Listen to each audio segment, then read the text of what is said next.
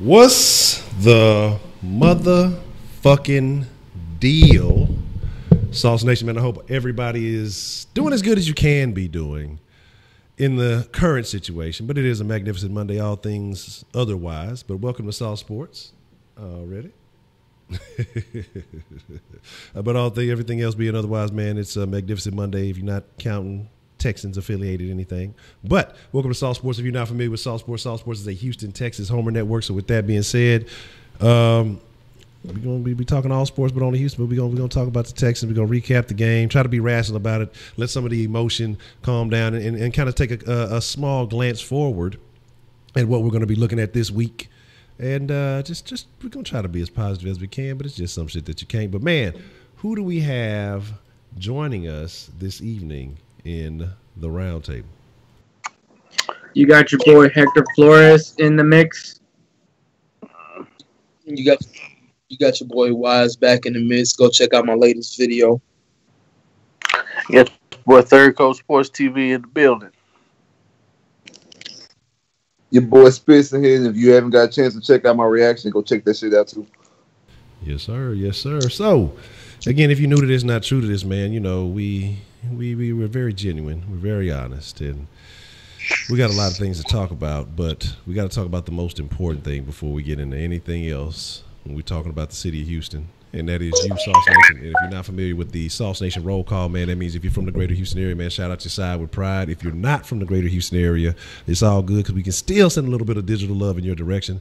And all that is, man, is just let us know where you're from, and we're going to shoot it to you and put it in the chat, and we're going to make sure that we we show you a little bit of love. So again, we're gonna see who we got in here. We're gonna see who we got in the mix with us tonight, man. And we're gonna get live with it. So there's a couple of changes we're gonna talk about too as everybody's getting their input in. What I'm thinking what we're gonna do as far as like with the super chats, I want to shout out to Asmel, appreciate the super chat love. We're gonna change it up a little bit because what happens with the super chats being so random is that sometimes the comments get overheard and that people don't get a chance to hear certain points and things like that. So we're going to start taking the audio off, but they'll still be there. They'll still be visualized. And what I will do is I will read them personally instead of the Alice, the Roboho voice, you know what I'm saying? Or some people call it Siri voice, whatever, the Google Maps bitch, whatever y'all want to call her, you know what I'm saying? I'll read them personally, you know, to put a little bit more personal touch on them to make sure that you guys get the love and recognition. So before we get all the way, Ashmel says, let's go Fist Magic. Woo! Bucks. Hey, I root for a former Texan because it's getting hard to root for the Texans right now. I'm still a Texans fan, but it is what it is. And Ashmel also says, O'Brien has a ghost at OC. We got to play him more. Man, look, we gotta do something. The ghost play calling might be a little bit better than what we got going on right now. But let's see who we got in the mix, man. Let's show some love. And we got Miss Voodoo C, one half of the best moderating couple in all the world. Jamal Benson, Clutch Gaming, David Norman, Cavity Creek, what's the motherfucking deal? Ashmel, what's the motherfucking deal? Voodoo Child, the other half, I wouldn't say the better half, but the other half of the best moderating couple in all the world. Shout out to Voodoo Child, shout out to the Voodoos, appreciate both of y'all. Got the juice. Teddy Turdler. That's a crazy name. I'm going to try not to laugh too much there. Jason Ducey, T-Mac34, Zachariah, Jazzy C, what's the motherfucking deal? Solis, what's the motherfucking deal? J-Pac, Ray Moore, Guys to Deuce, I don't know if I said it, but if I didn't, you know, you get a double.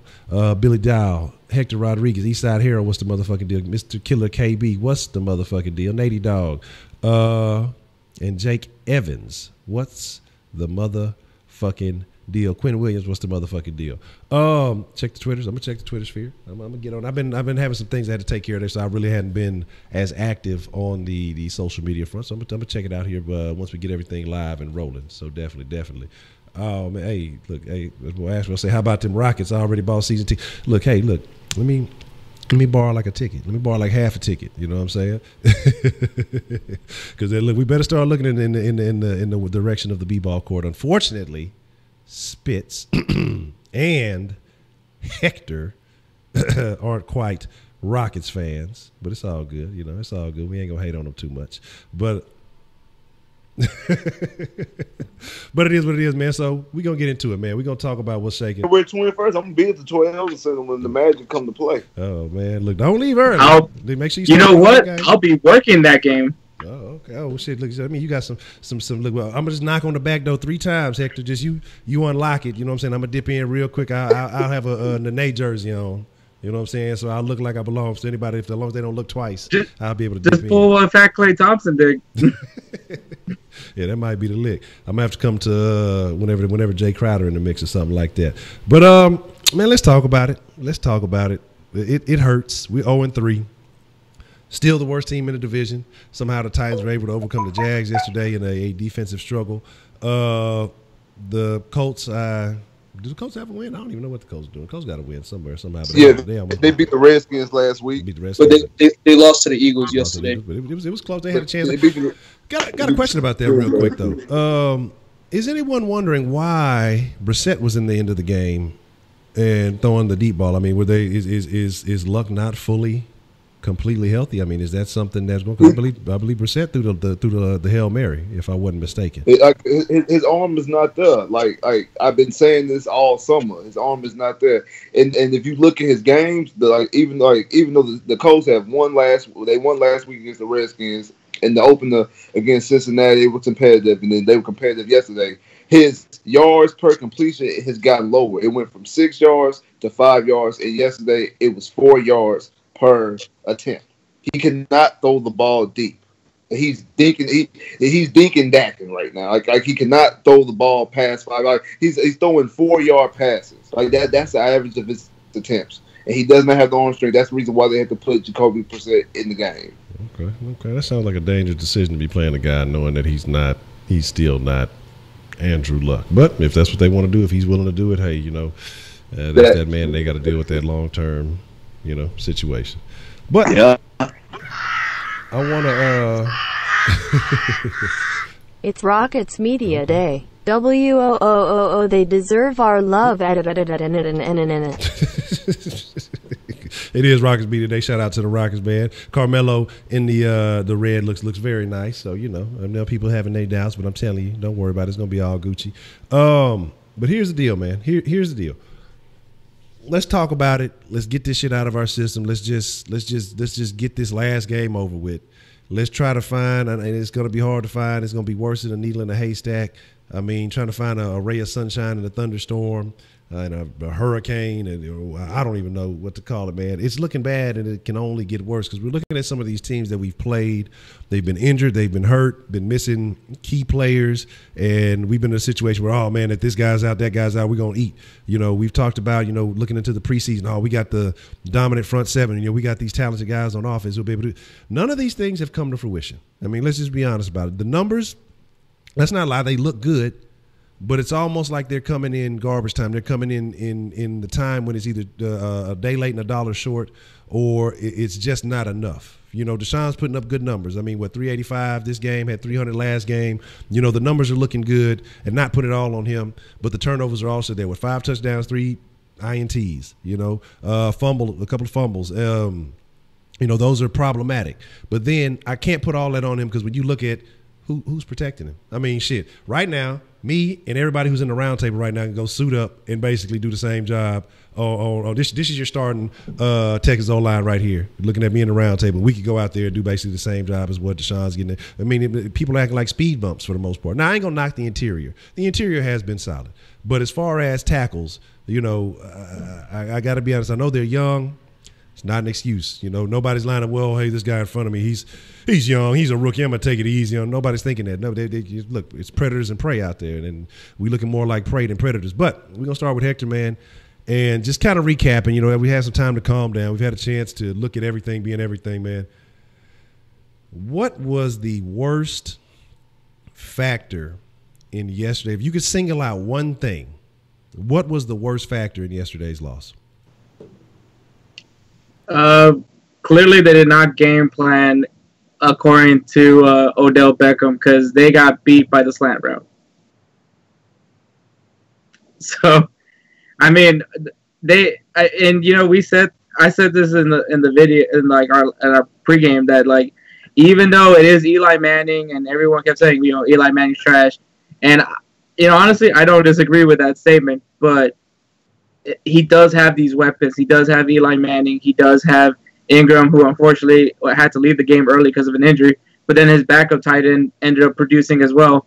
But his weapons helped him out. I mean, it wasn't Eli that had the great game. It was just the fact that he had great weapons around him. Okay, yeah, and the key to having great weapons is being able to utilize those weapons, and that he definitely did. Wise, man, if you could single out one particular aspect of yesterday's game, what was the single thing that stood out in your eyes? What was the most detrimental situation for the Texans yesterday? Thing too, Martinez Rankin and Julian Davenport. Is no reason why this guy Deshaun Watson got to be running for his life the whole game. Like, I don't know how many times I got to bring this up every single week. There's no reason why this guy's getting banged aside the head. There's no reason why this guy got to run for first downs every single play and got to make a play with his feet.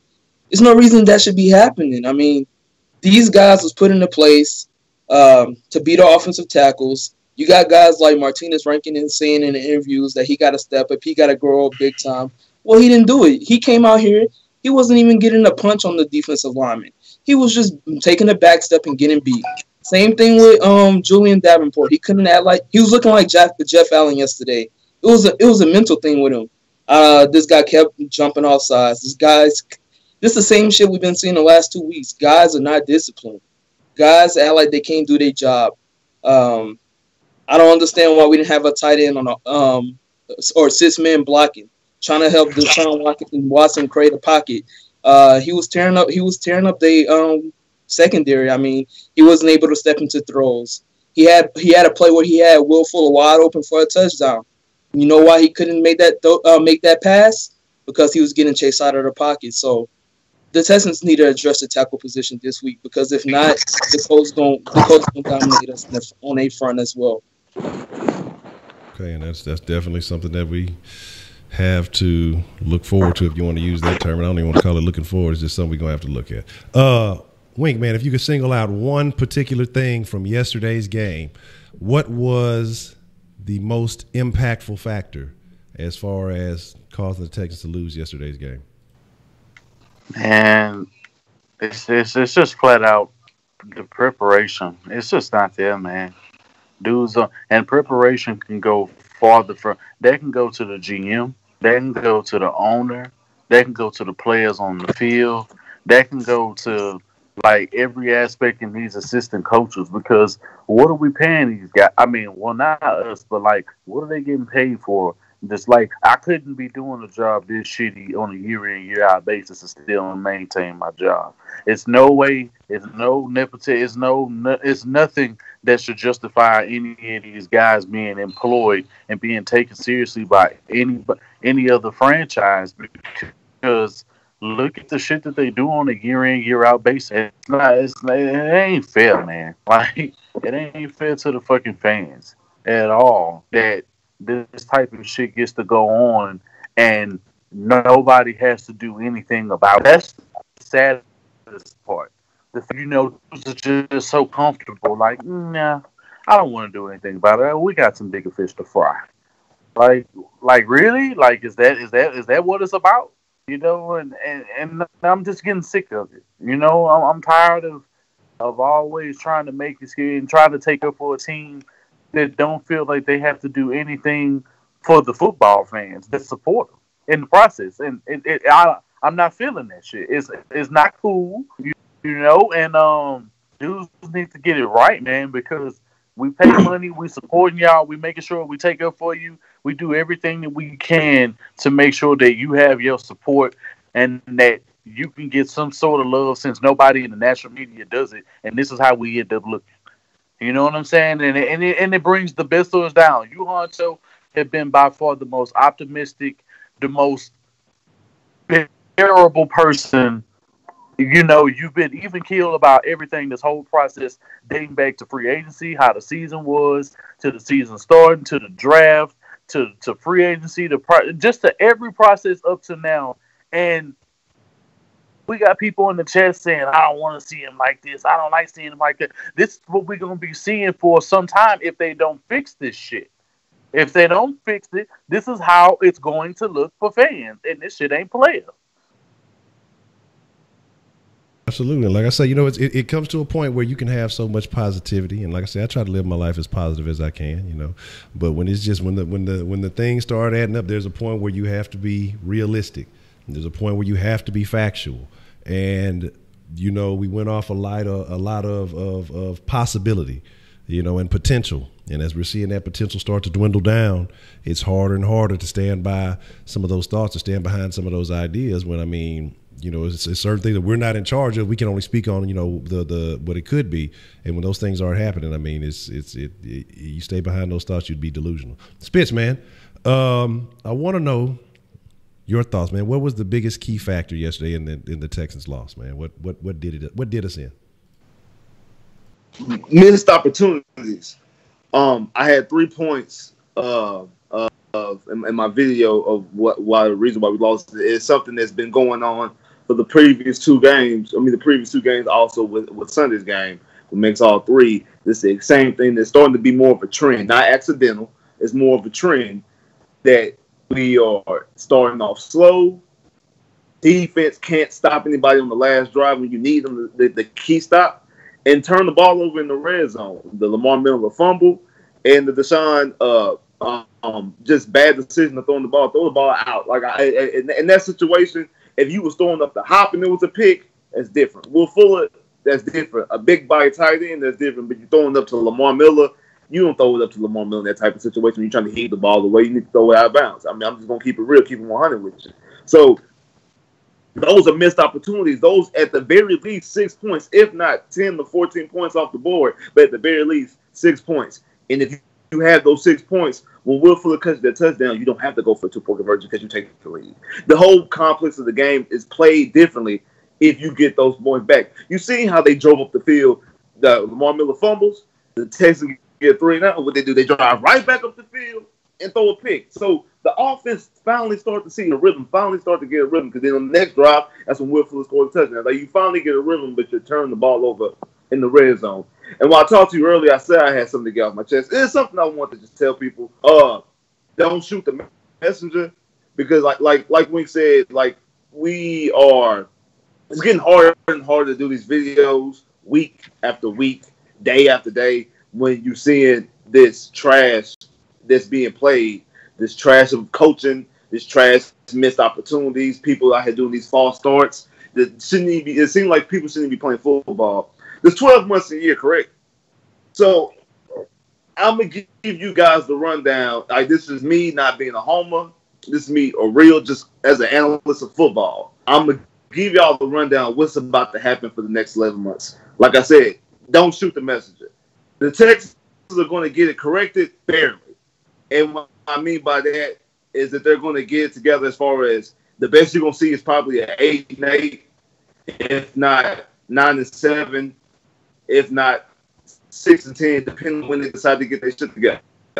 And this is about to be a hybrid of the 2010/the 2013 season. If you come into the season with high expectations, we're going to do this and that. And the team, Will Fuller is going to be this version of Arian Foster as far as that bright spot. I think that he's going to be playing at a Pro Bowl level this whole year. Will he make a Pro Bowl? That I don't know, because, you know, it all depends on how they vote him in. He's going to have a Pro Bowl level. And then when the season's over, when you have that mediocrity, Bill O'Brien's going to get brought in, and they're going to talk to him. They're going to give him a stern talking to. And what I mean by that, they're going to tell him, hey, you're going to have to hire an offensive coordinator. And he's going to hire an offensive coordinator, and more likely, depending on how this defense play, going to hire a defensive coordinator. They're going to try to do what they do in the draft, try to do what they do in the offseason. And before the season starts, he's going to get a college football ultimatum, which means he's going to get either, like, you're going to have to do this. You're going to have to either win 10 games, you're going to have to win a division, make the playoffs, win a playoff game, make it to the divisional round, or your ass is fired. That is what's going to happen leading up for the next 11 months. I completely agree with what you just said, man, because it's a situation where I almost wish it would have happened a little bit sooner. I wish that we were already in that phase of, look, you got to execute or you're going to get the boot. Because, like I say, and then like Wink mentioned, I try to stay positive, man. But, I mean, you can't be. There's no way. And I see folks in the chat, there's no way we can defend this team, because there's no excuse, even with the lack of what we have on that offensive line. There's too much talent in too many other places that should be able to make up for that. If you are a semi-decent play caller, you should be able to overcome those deficiencies. You know, we have all the talent. We have, I won't say necessarily, we have a power. Blue, you can consider Blue a power back. You know, Miller is your scat guy. We have versatility. We have possession guy. We have deep threats, multiple actually. And it's just, you have all the talent, anything that you could want, you have on this team. So there's no excuse for sitting here and saying, oh, you know, well, we can't do this or can't do that. You can do whatever you want to with this team. You have a quarterback who can do whatever you need. The most talented quarterback we've ever had on this roster. And we've talked about David Carr syndrome. We've talked about that situation where this man is getting leveled on every other play. We talked about, and something I kind of want to focus on for a second, let's talk about the discipline issues. And, you know, I talk about execution is on the players, and that is. But discipline is on both the coach and the players. Because it's the coach's job to get these guys in line. It's the coach's job to make sure these guys are doing the right thing. I mean, I said prior to the game, okay, hey, young guys on the road, the first 2 games, it's going to be a little difficult for them to get right. Hostile territory, you know, they're inexperienced. Okay, you come home in a friendly environment. You know, the false start should be happening. Davenport, on 4 of the first 5 drives in that first half, had a penalty. One of them was negated, but shit, Martin had a penalty on that drive. I mean, that's completely unacceptable, man. I understand also being out of position. Then the coaches need to prepare this man for where he's at. I mean, now this has been known since the mid-game week 1. Okay, you're going to be the right side guy, the right tackle. You have to prepare this man. I don't know what you have to do. These guys get paid the big bucks to figure it out. But the shit is unacceptable. And I want to say about 3 out of 5 of the drives in the second half, penalties. You can't win beating your fucking self and trying to beat the motherfuckers that's lined up against you. You know, it's just unacceptable, man. What can be done or what needs to be done about these discipline issues that we're seeing with this team? Spitz, we'll start with you, man. Kind of want to know your thoughts on how can we fix these discipline issues? Is it require a position change? Do the coaches need to do something different? I mean, do you have any thoughts on that? It's a lack of focus. This is really what it is. It's a lack of focus. And I don't know if you guys remember, but remember in 2015, that was the last time we had a bad start. We started off with 2-5, and we had those 2 blowout games, one against Miami and one against Atlanta. Our big prize free agent that year where we signed Raheem Moore as a safety, another bad safety signing, and they deactivated him. They held the scratch week after week after week after week, and it let these boys know. This shit is like we need a real man out here to take charge and be like, hey, it's somebody that light a fire underneath somebody like, hey, this shit out here getting real. We are too talented. I'm up here watching the NFL Network and like it's too much talent and watching this team like it's too many talent, too many big names on this team, on offense, on defense, for these guys not to be showing up. If you got bitch Clowney, fucking bitch Clowney. If you got, do something. You need to do something to light a fire on these guys to let these guys know this shit is real. We are 0-3 and 0-3 in the most embarrassing fashion. I'll give you a pass to lose to the Patriots because it's the fucking Patriots. I give you that one. You lost the fucking Blaine gap with 2 bad. Shout out to Titans. They did a perfect job scheming around, not letting Blake Gabbert it up and fuck him out the game, but you're not supposed to lose that game. Then I just watched last Sunday night football and see Eli get killed against the Cowboys. The fucking Cowboys. Right. He comes in NRG and is comfortable all the way into Jay. They start making sacks. But other than that, he was comfortable all game. Like the whole fucking game. Eli looked like he wasn't worried about fucking shit. Even when he got sacked. He wasn't even worried. Like, this shit is ridiculous. We have too much talent on this team to be 0-3. I agree, man. Wink, your thoughts with the discipline issues, man. What needs to be done? How do we rectify the situation? Man, we kind of gonna go back into my last point, man, and it starts with the top, man. You don't have a disciplined football coach. You have dudes who are afraid to open their mouths. You can tell we have nothing but yes men and dudes that just don't want to lose their job that are on this staff. And you don't got nobody with no real nuts who's standing up to Bill O'Brien whatsoever. I think he's one of them type of people, anybody that rock the boat, you got to get him up out of here because I don't need him questioning my authority. You know what I'm saying? Because I'm the head coach. If they wanted you that bad, you'd be in my place. And I can tell that's how he thinks at times. He just seems like he has a major fucking ego problem. I could be wrong. I could be reading the shit wrong way, but that's the fucking vibe he gives off to me when he has to coach football games. And then he has the nerve to have like a smug fucking attitude. Like when the game is over, and I don't appreciate it. I don't appreciate, like, I understand people ask some dumbass questions in our media. You don't have to trust me. We're well aware of, you know, what's going on with our media, and that's why we exist. But like, why in the fuck is like do you have to act like that towards somebody just asking you a question? Like, it makes no sense to me. And at the end of the day, man, that shit trickles off onto the players. It's some real life shit. Bill O'Brien is cool. We know the type of guy he is, and he gonna go to bat for his players when they being, you know, disrespected and shit like that. I can see on some real world type shit. Bill O'Brien is the perfect coach, and that, you can tell that's the only thing that people are really in this franchise are holding on to, and everything else in terms of his play, they just looking like, bro, what the fuck is he doing? And you can see it on the field. You see dudes flailing their hands. You see dudes looking at the other dude. You just see dudes like looking to the sideline, shaking their head. Like the signs are all over your field that this team is not interested.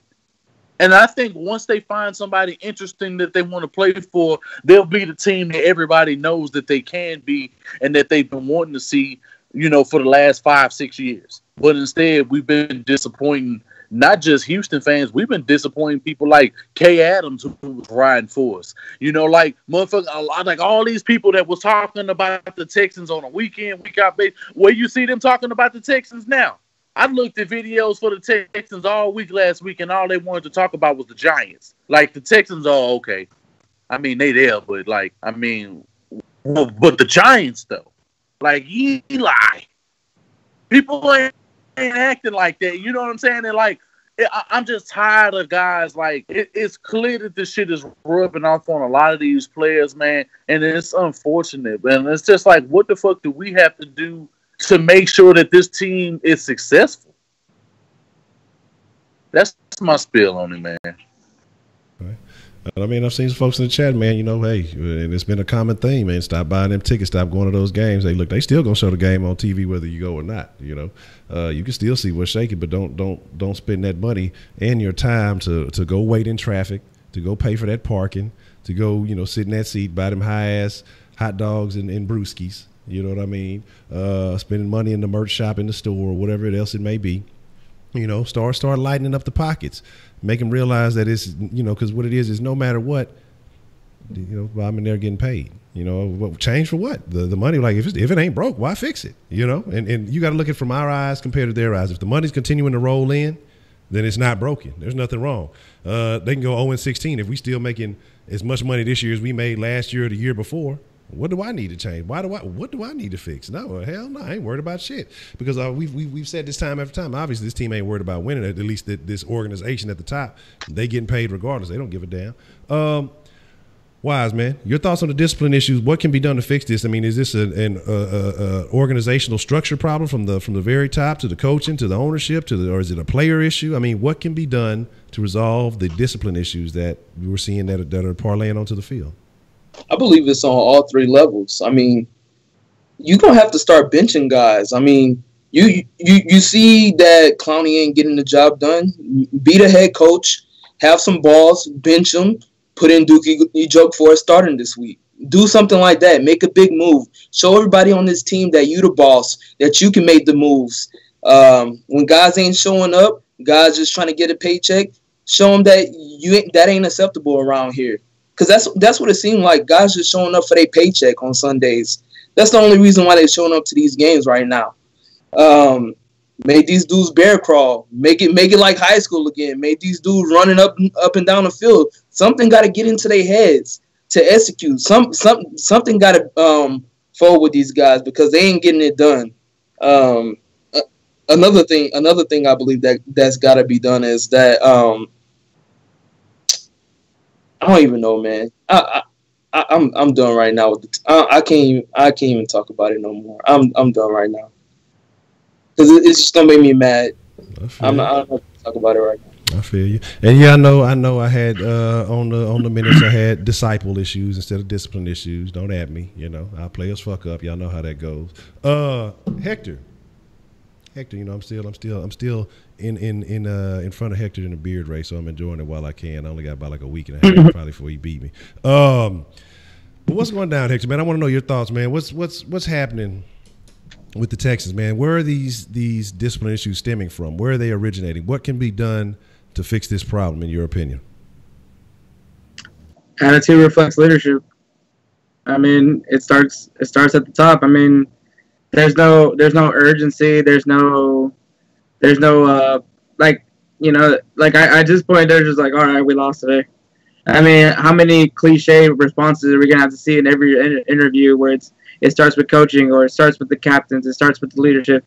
We got to find it ourselves. We got to play better. We got to coach better. When are we actually going to see them do these things that they say in every press conference?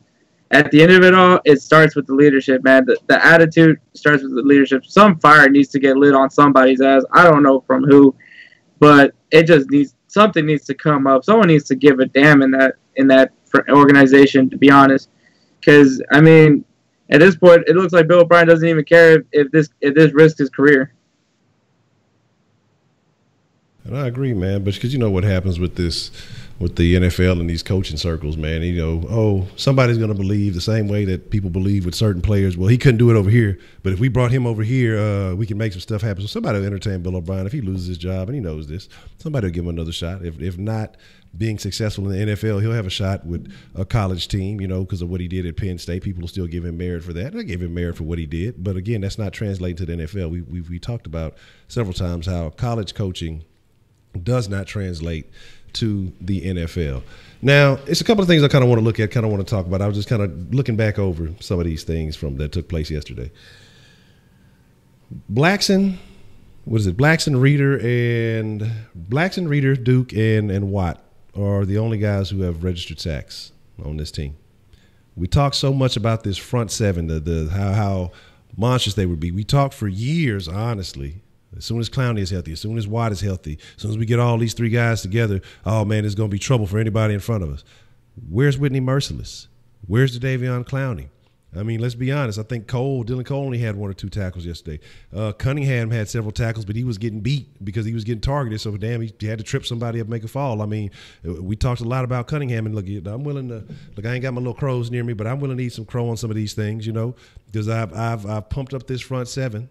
But look, I'm invoking a 5-game crow clause. All right, so I got 2 more games before I eat crow on this shit. I gotta pull out the crow clauses before I eat too much crow. I'm gonna be back fat. But my thing is this, man. Like, where is that front seven? The secondary, I have no complaints really. I mean, honestly, I'm not too upset with them. The young rookie's looking decent. Honey Badger's looking quality. I mean, he has 2 of the turnovers of the 3 turnovers that we had all season.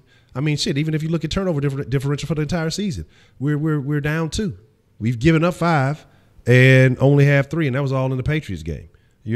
We couldn't get a turnover versus Blaine Gabbert or the Wildcat, the gimmick-ass offense that the Titans ran. The limited lineup, I'm talking about a new starting, tackle and the injured center for the Giants. Couldn't get a turnover against these guys. I mean, if you go back and look at it. In the game yesterday, we gave up every running back they had was averaging 4+ yards per carry. Barkley almost 5. Barkley had 4.8. Gallman had 4.2. Stewart 4 even. You know what I mean? That's unacceptable. Our running backs 3.2 and Miller averaging 1 yard a carry. Now I'm not going to go, oh no, Miller sucks train. Let's not start that shit because that starts in the trenches. If you're not opening up them holes, if you ain't able to get those blocks, I mean, basically guys are having a free walk. The running backs are suffering from the same shit that Deshaun's suffering from. You know what I mean? They don't have an opportunity to get going. I mean, it is what it is. They're fighting for every yard they can get, but if you're not getting that blocking out there, what can they do?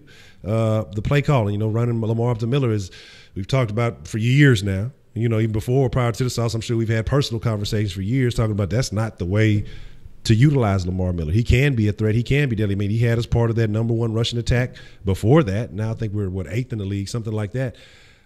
what's going on with that defense is equally as unacceptable. You know what I mean? And Crennel being a much more experienced coach, having been a head coach, having been an assistant head coach, having been a coordinator, having been, multiple teams. What's going on with Romeo? Because we talked about how much more of an impact Crennel being back is going to be. We talked about the guys, how much happier they were to have Romeo Crennel coming back. Is it because Romeo Crennel's an easier going guy as opposed to Vrabel yelling and kicking up dust and fussing and cussing or whatever the fuck he does?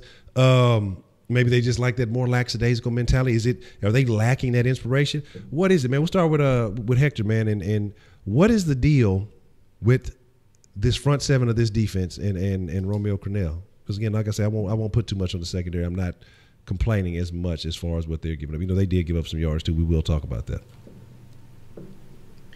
I mean, well, when you have to go back on the field because of the fact that the offense got another 3 and out, I mean, it gets annoying. I mean, I'm sure they're getting frustrated when they do pull up a big stop, and it gets nothing from it. I mean, they have to go back out there in the field. I mean, look how exhausted J.J. Watt was. And J.J. Watt was getting mad at the fact that they were taking him out of the game because he wanted to be out there. You saw Blackson, running from sideline to sideline. You saw guys that were fighting. But, when you see your offense, it's deflating to see your offense not producing either as well. You're just like your defense fires up the offense.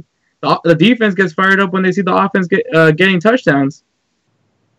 I mean, at least it shows the fruits of their labor when they see their offense is in good position to get 7 points. They don't want to see field goals every time. I mean, it gets deflating at some point. Something that you mentioned about JJ and him being gassed, and why it almost seems like the rest of the team is lacking that passion that JJ was showing yesterday. He's hungering for something greater. And then we talked about would JJ be the same, and I don't still think it's not the same JJ. I still think that he's lost a little bit of a step, but even JJ missing a step is still a damn good defender. But came out at 3 sacks, basically a forced fumble, even though he was kind of recovered. Mad that he was getting taken out, could barely breathe on the fucking sidelines. One drive was basically all JJ. One of those stops, and it's like I said, just showing that passion, even though things are down. Other guys, not so much. Other guys looking like, hey, I'm happy to be here. I'm gonna get that. I'm still gonna get that check after the end of the game, right? Y'all still gonna, okay, cool, kosher. I'm gonna holler at y'all in. I mean, what is it gonna take for the rest of these guys to feel like? Has the rest of the team given? I mean, Wise, what are your thoughts about what's going on with this front seven that we touted so highly early on, and how Romeo Crennel is used? I mean, where do you lie the blame on this team? I mean, I gotta talk about Jadeveon Clowney, man. This guy not playing like he want to make $100 million, and it's kind of irritating me the fact that it's his contract year. He know he finna get paid, and this guy is not showing up. This guy has all the physical attributes to be great in the NFL. He just not putting it together. He ain't putting in the work. It's obvious. This guy don't play with heart. This guy does not play with heart. You telling me J.J. Watt? You had the opportunity to sit behind J.J. Watt, one of the greatest defensive ends of all time, and learn from him. Learn his workout routine. Learn the things that he's been doing throughout his career. And you didn't take advantage of none of that. And it's showing up on the field. It's really showing up on the field. This guy don't want to put in the work. This guy, Jadeveon Clowney, don't want to be great. He just want to make the paycheck. That's all he want to do. He kind of remind me of Dwight Howard. That's what kind of player Jadeveon Clowney is. He just showing up for a paycheck. He's showing up for the giggles and things like that. He want to be on Instagram Live, laughing and things, making jokes. They want to be playing around the night before they playing the Patriots and things like that. These guys looking like some jokes right now. Another guy, Zach Cunningham. Zach Cunningham cannot get his head turned around when it comes to pass coverage. Every time I see him getting beat, he got his head turned looking at the receiver. Get your head turned around. When it comes down to making plays, these guys are lacking fundamentals. They need to get back to the basics. I don't know how hard it is, but they're not executing the basics right now. And it was a play where we was all on the group chat yesterday. We was on the phone, and we was watching this game, and we was like, oh, they audible into a pass play. The Giants audible into a pass. You think the Texans recognize that? No. they threw it in. The Giants threw it and had a 35-yard completion. So how come we can recognize things like that and they can't? It's because these guys don't prepare. These guys don't watch film. These guys, they just don't want it anymore, and it's showing up right now. With Whitney Merciless, he getting close. He haven't been showing up really, but he's still knocking some rust off. He almost got the sack yesterday. It's going to take some time for him to get going, but I see potential with him. But Bernard McKinney too. Bernard McKinney been looking bad. He made that one play yesterday, but that's all I've seen. For this man to be getting paid $50 million or $30-something million guaranteed and not show up this season is just terrible, man. And obviously, guys are just coming out here for a paycheck at this point, and that's how I feel about this team right now. Guys don't even care no more. They don't want to win. They don't care about the fans. They don't care about the name across their chest because they just trying to make a name for themselves, and they doing a terrible job at that right now. Okay, good point, man. I feel bad. Had a couple of texts on the sauce line I want to address real quick, man. Shout out to Chandler because Chandler always holding down the sauce line. Then he says, shout out to Honcho, Wise, Hector, Wink, and Spitz. So I had to show a little love to Chandler. And we're going to answer the other two questions after we finish this one up. And so I don't want y'all to think that I forgot about y'all. We just, when we so deep into this conversation, it gets really frustrating. So I'm just a little bit of a zone. But we're going to, like I say, we're going to end it on a high note eventually. We're going to look for it. We just got to get all this trash behind us. We got to clean house from this game, and then we're going to move over to the next one. Wink. I think that we were both in the same boat as far as, Cornell. I mean, all of us were. But, really, really, really acknowledging how much of an impact Cornell coming back was going to be on this team. We noticed a lot of different things as far as how the players were reacting, what they were saying. What's happening? Where's the disconnect? Why doesn't it seem like this front seven that we were so excited about is playing up to their potential? JJ, who, I'll be honest, I doubt it. I had big doubts about JJ. It seems like he's the only guy really coming up and making play. Even in the games early when he wasn't necessarily getting there, he was still playing really hard. But some of that stuff started to come out to fruition in the Giants game. I mean, what are your thoughts, man? What's the deal with Cornell in this front seven?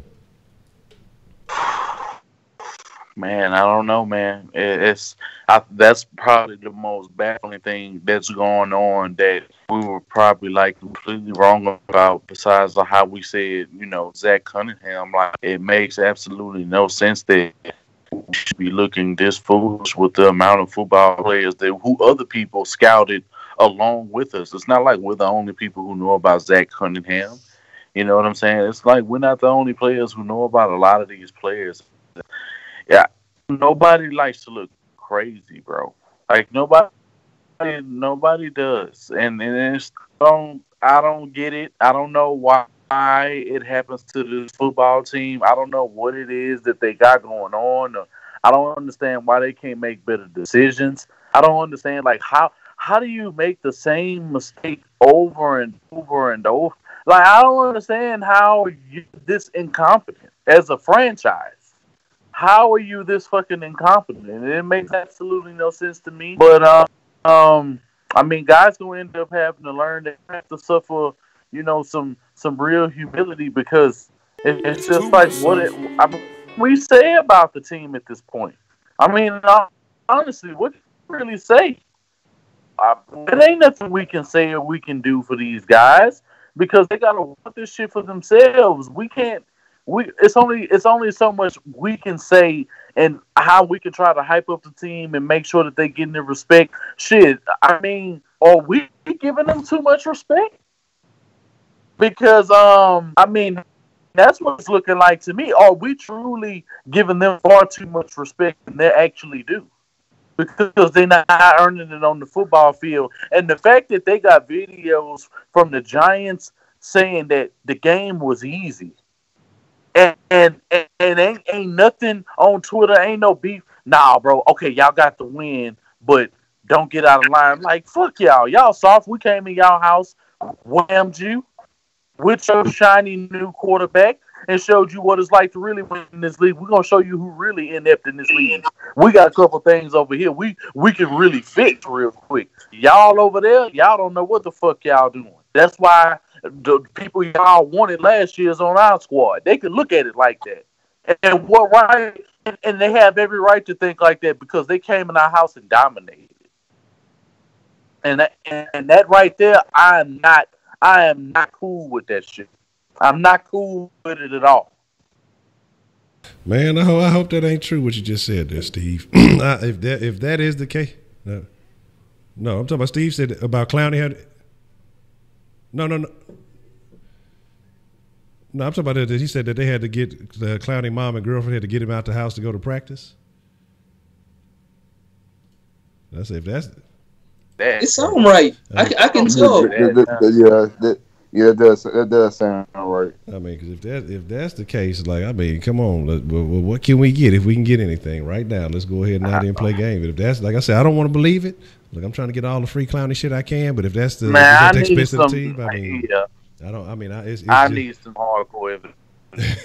Well, I mean, he said that himself when he was hurt that his girlfriend had to get him out to work out, that he didn't feel like working out some days. He had to get that came out his mouth before. Yeah, that's awful though. I mean, you got to know that payday coming around the corner. It's that life changing opportunity. But man, Spitz, man, your thoughts, man. Romeo Crennel, this front seven have not shown up, as expected. Because I mean, even not only this the rushing yards, but I mean, if you look at every receiver or every pass catcher outside of the running backs that the Giants had averaged 12 or more yards per reception. I mean, overall, and then again, I said, I was trying to say the secondary's looking better, but I mean, the secondary's out there hitting, making plays. You saw K-Joe hitting. You saw Honey Badger out there hitting. You saw these guys out there showing some aggressiveness, trying to hold people accountable. But, I mean, overall, it's not looking really great.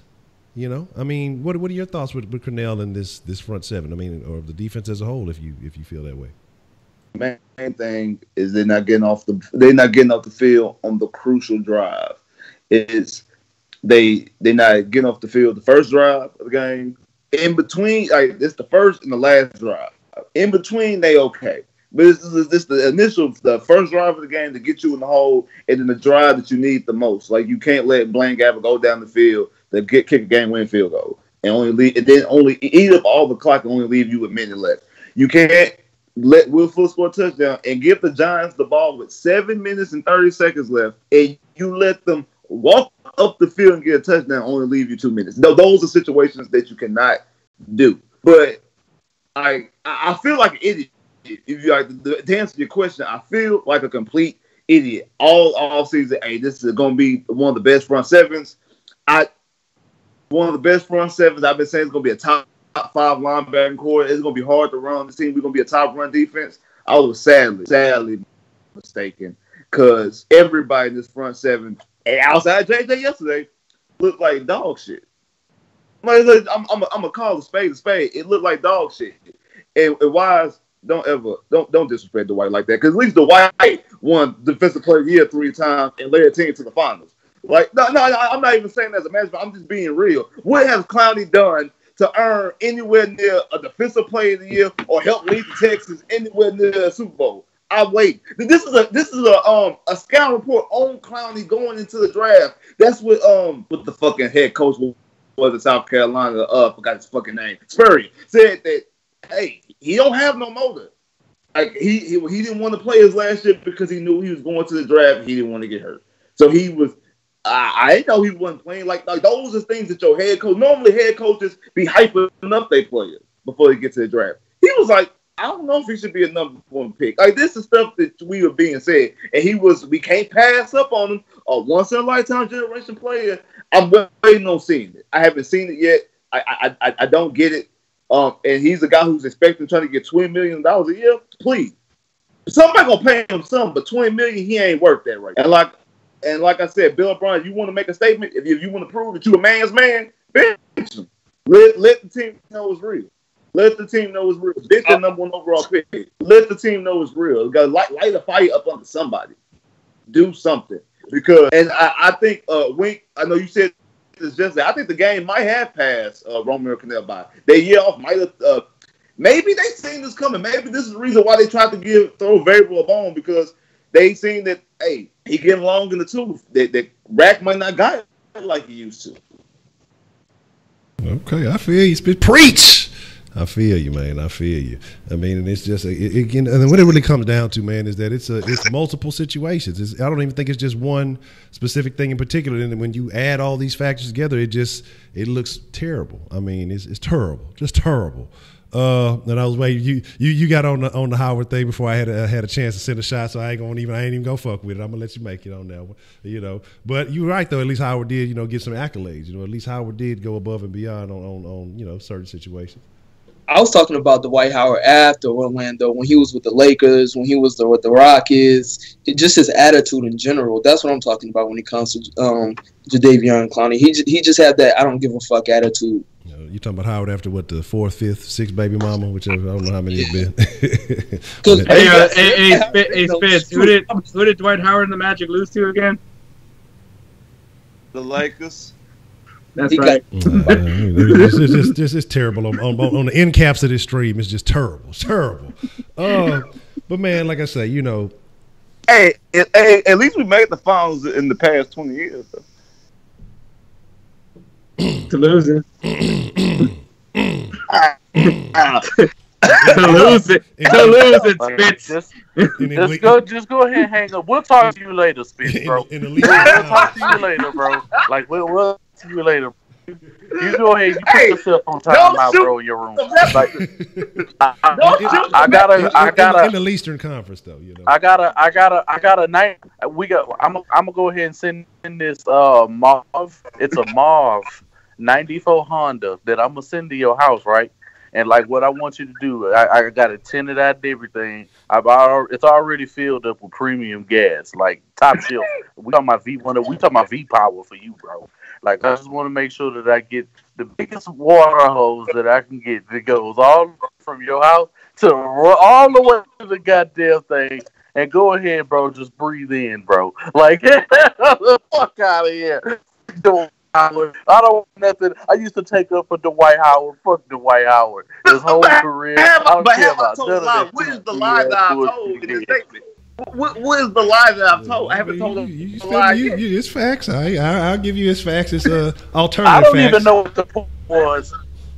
I don't even know what the point was. It don't even matter. It's dealing with Dwight Howard. He can't be taken seriously, bro. Oh, now I see why. We got a couple texts that says this says that the Giants abused the slant like I abused the slant on Madden 17. Shout out to White Persuasion.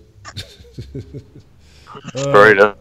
Brody says Romeo has not sent any pressure with B-Mac or Merciless up the middle like he's been known to do. We haven't seen any twist type stunts. These type of blitzes allow you to keep the offense off balance and causes turnovers. Play more man coverage on the back end and third down especially. Man, shout out to Broderick. Broderick has some good points. Now, shout out to the nigga who could, too, because he brought up a good point, man. When is it time to see the 4-3? I mean, because we've been talking about the talent on this team is more suited for a 4-3. We've been talking about this quite some time. Let Clowney put his hand in the dirt. Let's stop playing with that experiment. Right. And he also, Broderick made a good point about Cunningham being an outside. I always thought Cunningham would have been more suited to be an outside linebacker personally. But yes, absolutely. Again, I do want to say this with the point that you just made, Honcho. I mean, he is playing outside linebacker. I mean, people want him to make this enormous impact on this football team, and he's been playing out of position and this and that like his whole career he's been here. So, I mean, we have all these huge expectations of Jadeveon Clowney, but nobody's even tempering the fact that fucking Romeo Crennel isn't even smart enough to stand in the dirt on a consistent basis. I mean, hell, Duke Ejiofor only got one play last year, and the fucking head coach doesn't even know how to pronounce his name. So it just goes to show you what this team really thinks about him, and they don't even know what they got in him, but everybody else on the news screen, on the radio station, everywhere else, people know what this man is doing, but yet somehow the guys that are within the organization aren't even playing these type of guys. Come on, bro. Be real. It's something more to what's going on with Jadeveon Clowney and the rest of these guys that they're not performing under the right circumstances when we watch them through the whole. Okay. I'm just saying. Yeah, I agree. Voodoo Child says, shout out to Spitz, Wink, Wise, and Hectorette. I believe that's a reference for the lack of facial hair that you currently have, Hector. That would just be my assumption. Still more man than him. He says you're just a child. A voodoo child. Here's the deal, man. We're gonna open up the. I got some of mine. We're gonna open up the Sauceline here, man, and we're gonna activate it. We're gonna get some of your thoughts, man. Make sure you text. I know some of y'all don't have the number. Let me go ahead and drop the number on there for y'all. I know sometimes I forget. I'm so used to y'all being, familiar with the sauce, and we'll take some calls, man, and then we're gonna take a little bit. We're gonna as we're taking calls, we're gonna start looking forward. At the next divisional game, and these divisional games are much more impactful than Giants or the Pats. The Pats is an important game. You're talking about the AFC, but excuse me. We're talking about inside the division. These count a little bit more. These games are a little bit more weighted. We've already took one L. What happened? Oh yeah, exactly. Because more people be worried about the Southern Oklahoma team than the teams in our own division. That I don't understand. As much as we don't like them, it's not a real rivalry. I mean, it may be a personal city rivalry, but when it comes to the cities, we already know who got that. I mean, that ain't even nothing to be worried about. They may have the longevity of their football franchise, but if we're talking about actual teams, man, y'all already know what that is. So let's go ahead and get the Sauceline properly activated. Did I do it? Hey, Honcho. Honcho. I did it. Yes, sir. I got a joke for you. What you got? You know what the best thing coming out of Dallas? Shit, better be 45. Yeah, 45 South. Shit, that's the only thing. They ain't got a bit of barbecue than us. They ain't got. This is what I'm talking about. You got guys running into the stands, hitting their head on cement, trying to stop the offense against the Pittsburgh Steelers. But Texans players ain't doing that type of shit right now. No. This guy got hurt by running into the wall. They got to pull out a stretcher for this guy. He playing his heart out, and the Texans can't even get a win. That's sad. Well, we're going to take this call. We're going to see what they got. Yeah, that is sad, though. What's the motherfucking deal? Who we got calling in on the Sauceline this evening? Hello. Hey, look, bro, I'm trying to get this sauce off my chest. Them niggas is pitiful, bro. I ain't gonna lie. Man, what was the word? No, he just had to get it off his chest with shit. Okay, drip a little sauce and then hop out. I feel you. I ain't mad at you. Shit, you know what I'm saying? It is what it is, man. I mean, my thing is this, man. The guys are not showing what we expect to see as fans, And sometimes, when you're a fan, I mean, there's something that you got to consider. Sometimes, being a fan, we may have more passion than some of these players. I've heard athletes say it before. Some of us, because we would love to be in their shoes. We sometimes they don't realize the blessings and opportunities, or I wouldn't necessarily say blessings. You got to work for it, but being blessed to be in a situation. Some of these guys have physical gifts. Some people are lacking certain traits and things that don't have that opportunity. All right, hold on. We got a call coming in. What's the motherfucking deal? Who got calling on the Sauceline this evening? Hey, it's your boy Josh again. Shout out to the round table, man. Already. What kind of sauce you want to splash on the line tonight, Josh? Hey, before I begin, man, I glad the first time on here, but I had to eat crows. Man, I believed in my UH Cougars too much against Texas Tech, man. I have to say that for spits.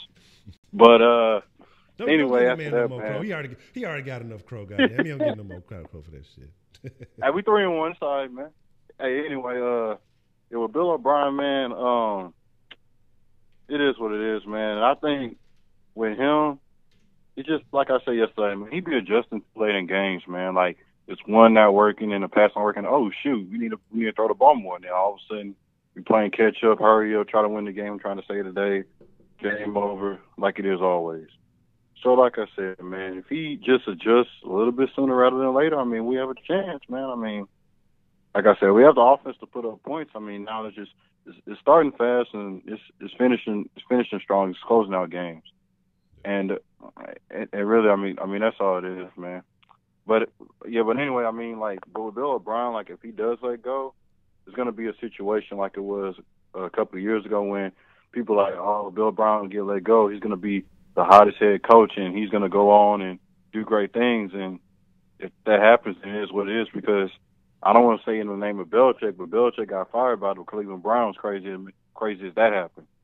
Look what he turned out to be. I mean, probably his Tom Brady, but my point is coaches kind of do get better the second time around rather than the first because they don't have an ego problem like Bill O'Brien does. That I think so. So I'll just let y'all think about that. All right. That's a bit, but I appreciate you calling in, Joshua.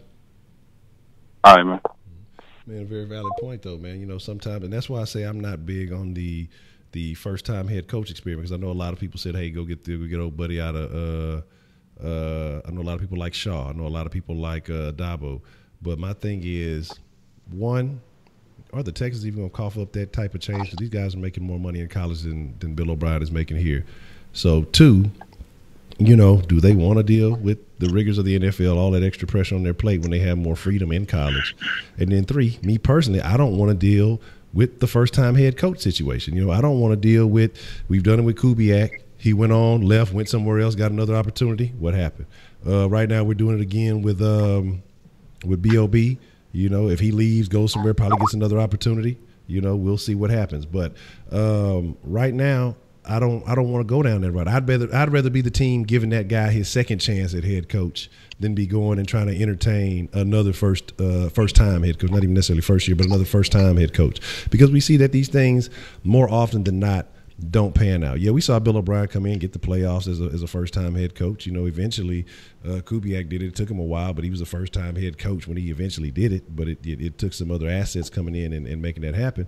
But y'all's thoughts on that round table? I mean, how do you feel about, you know, if OB had an opportunity to go elsewhere, does he a hot commodity, and what would be the situation for the Texans as far as replacing him as a head coach?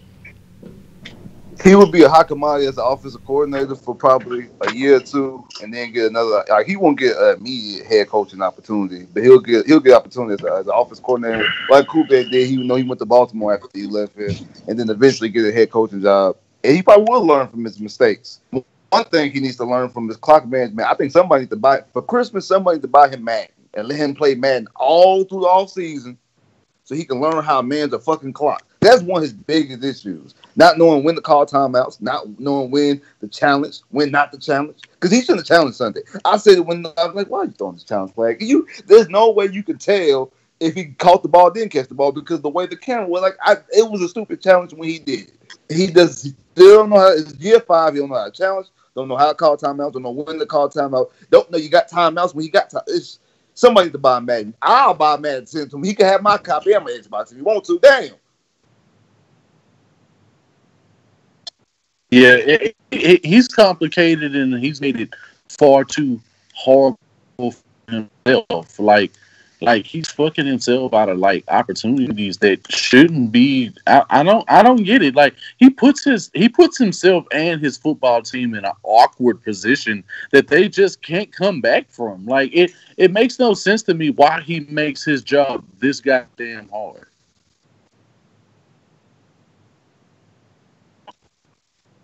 Wise, we'll get your thoughts. We got 2 coming in, though, and we'll allow you to implement these into y'all's answers. Chandler says, do you see David Shaw should be our next head coach? I've already kind of touched on that now because, again, another first-year head coach situation. We've seen that doesn't always translate. And, again, I just don't see him taking less money if that is the case, or the Texans ponying up more money if that is the case for a head coach. And then someone else says Jim Harbaugh for head coach. He's a proven NFL coach. I'm not too big on that one either, personally. But go ahead. Your thoughts on the company. What is the Texan situation that head coach at B.O.B. is going, and what happens to B.O.B. if he does get fired? I don't know what they're going to do with the head coach situation. They should get a guy that has experience in the NFL already, that has had success in the NFL, that's shown what he can do with an offense, that's shown that he can put the necessary staff that has the same vision as him around him that's going to succeed. They need to do that. They don't need to go get some guy that's unproven. I'm tired of doing that. It hasn't worked out so far. I'm tired of talking about college coaches. I don't want to hear Nick Saban. I don't want to hear Dabo Sweeney, because none of these guys are coming to coach the Texans. Stop getting your hopes up high. Bill O'Brien going to be the coach of the Texans for the regular season. It don't matter if we 1-15 or it don't matter. He's still going to be the coach for the rest of the season. I mean, if you fired him, who you going to replace? You going to put Sean Ryan at head coach? Tell me how that's going to work out. It's still not going to work out. We're still going to be losing games. What else? I guess that's all I have to address on that situation, because you just got to get somebody that's proven. You got to have an offensive coordinator that knows how to use his talent, that knows how to use his quarterback, that knows how to put the pieces around Deshaun Watson to excel. I mean, most teams build a team around their quarterback. Most teams build their offenses around their quarterback, but the Texans never do that. Just look what happened to David Carr and look what's happening to Deshaun Watson right now, man.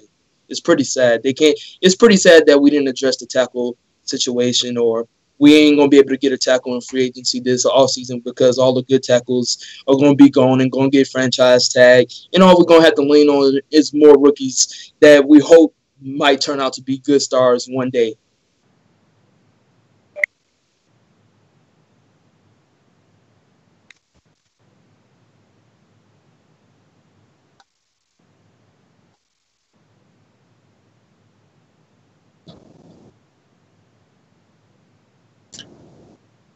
I mean, I'm open to the idea of David Shaw, but the thing is that I really don't want another offensive-minded head coach in this team. Especially if it's coming out of college, because I feel like if it's a first-time offensive-minded coach, the first thing he's going to want to do is call the plays. I mean, we saw it with Bill O'Brien, we saw it with Kubiak. They're going to want to call the plays, and I think we're all tired of it. We want a head coach that will just focus on the time management part of the game and let the OC and let the DC take care of the play calling and the preparation as far as their positions are. I would like an experienced defensive-minded coach. I mean, I did say Lovie Smith a while back, and then you guys all just shitted on me when I said it. But I mean, I just want somebody with experience, someone that has experience as a head coach, and then someone that I know is going to bring in an offensive coordinator. Okay. Yeah, man. I mean, we need to see a full coaching staff. Would be nice. It's been a while. Good question that just came in on the Sauceline. Let me address that. Says this is for the roundtable. Do you think O'Brien is scared to let Deshaun go out there and be himself since he just came off an ACL injury? So he's trying to play it safe. Do you think? Do you think for us to start off hot, does Bob need to put the ball in Watson's hands at the beginning instead of running it so much? I mean, they definitely won't be expecting that. We've been talking about this for the longest. We've been talking about this. We've been talking about this. I mean, I don't even know what you want me to say different. I mean, because it's nothing that's going to change. Because, I mean, let's just be real. The guy that runs the team hasn't changed. So how are we supposed to have a different opinion about what this team can do or can't do when nothing at the top changes? He's going to continue to do the same shit, and he's still going to do things to fuck up games. Yeah, okay. The first game wasn't really on. It was a lot of Deshaun Watson not hitting the guys, but and then in the second game it was kind of both, but it was a little bit more so on Deshaun for not making it. Then he completely rectifies the situation, plays a much better game in the third week, and Bill O'Brien reverts back to dumbass play calling, bad decisions, not knowing when to go for it. The shit he should clearly go for, that was clear that people were telling him to challenge. I can almost guarantee you it didn't come out, but he probably is on some, they tried to tell me the last game, I didn't listen, so I'm going to trust my gut and just go for it. When I can almost guarantee you, people were probably like, bro, why the fuck did you challenge that? Like that definitely, because the way, even when you look on the projector, the way that his body was turned, you couldn't see anything anyway. So in a situation like that, I wouldn't do it because it was clearly not enough evidence. Even when you turn and you look at the damn, and they always look at the damn projector. If that wasn't the case, then why are they looking it up? You know what I'm saying? That we have the fastest damn monitor, of every other football team. Like, that's one of the things a major upgrade that the Texans have over any other fucking franchise. They have this shit at their disposal, and they don't even utilize it the right fucking way. So it's just a lot of factors with this football team that is just concerning, and it throws you off because you can't even feel confident in your analysis anymore when it comes to talking about it. You just feel like, damn, Am I gonna be questioned, or I'm gonna have to hear some bullshit from somebody in the chat later on when you don't want to deal with it because it's already hurtful enough to put yourself out there for a football team that don't give you nothing back in return? Anybody else got thoughts on that about starting fast or putting the ball in Watson's hands as opposed to? Because here's the thing. Here's in my opinion, this is what I see. If we're able to do it in the second half of each and every game, because it happens in the second half of every game, that's the one consistent. Why aren't we able to start the game off that way? I mean, that's what I'm not understanding. Why can't we come out mashing the gas? Now I know again, like I talk about, the constant penalties from the offensive line that can hurt you because I know that they want to gain yardage and then kind of, run their little no huddle situation and kind of get things going and put that pressure on the defense, and not being able to gain yardage early on kind of hinders that from happening or losing yardage.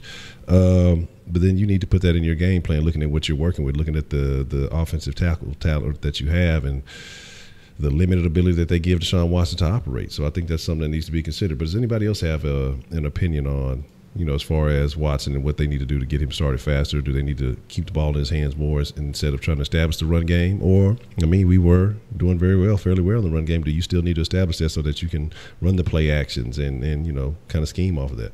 What are your thoughts? I know that's what they're trying to do. They're trying to run. They're trying to set up the play action.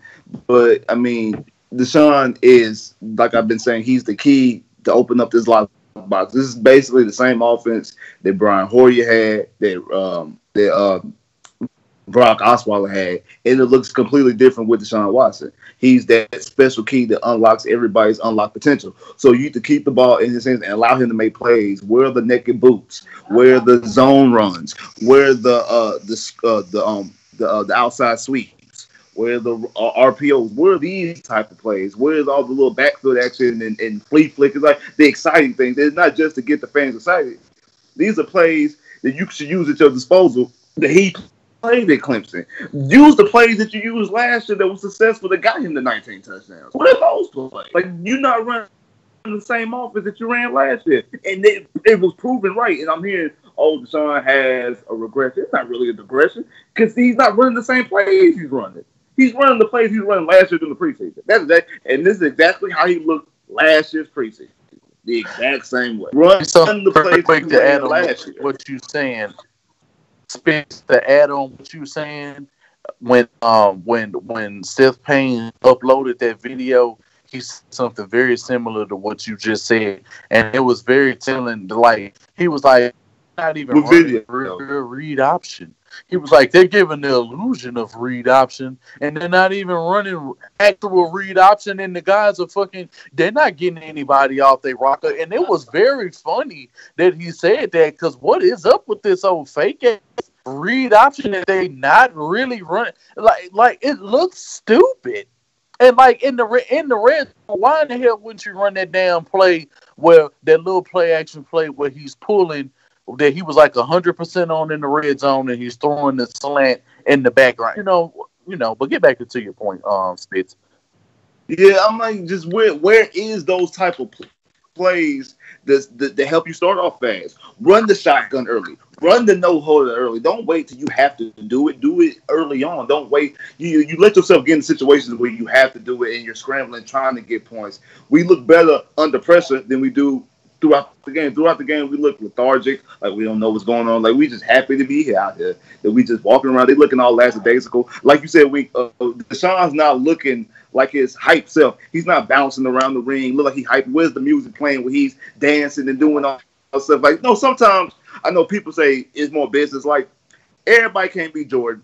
Everybody can't be Kobe and come out there with that killer instinct all game, every game. Some people got to be hyped. Just like some corners got to talk trash. Like Ramsey got to talk trash just to play well. He needs to be hyped to play well. That's part of his game. Don't take him out of his game, because if you take him out of his game, this is what you get. And it's one thing that I credit Kubiak for. We used to run that same old play action to start off the game. But God damn it, that play action used to work. You see Andre Johnson coming down with a big 50-yard game every game, and Wide open. yeah, Until he had to ease up on And his it route worked. so that the ball could get there because fucking Schaub And had that's no another noodle on. thing. That's another thing that if like Bill O'Brien should be looking like an idiot Give me from one second. watching Hold on. that We're gonna game. finish that thought in just a second. We're gonna take this call real quick. What's the motherfucking deal? Who we got calling in on the sauce line this evening? Oh, I guess it's turned up, huh? Hello. What's up? What's the motherfucking deal? Who we got calling in this evening? This is JJ. JJ, what kind of sauce do you want to splash on the line tonight? I just wanted to run this through y'all's head. With the lack of corner help we have, would y'all want to bring in Brashad Breeland, or like we need some help because Jonathan can't cover anyone, and Kareem, he's the only good tackler. He's not a good coverage player. Okay. Man, we appreciate the call. We're gonna talk about that. We hang up. We're gonna definitely address that. I mean, I've been saying this. We've been saying this since week one, man.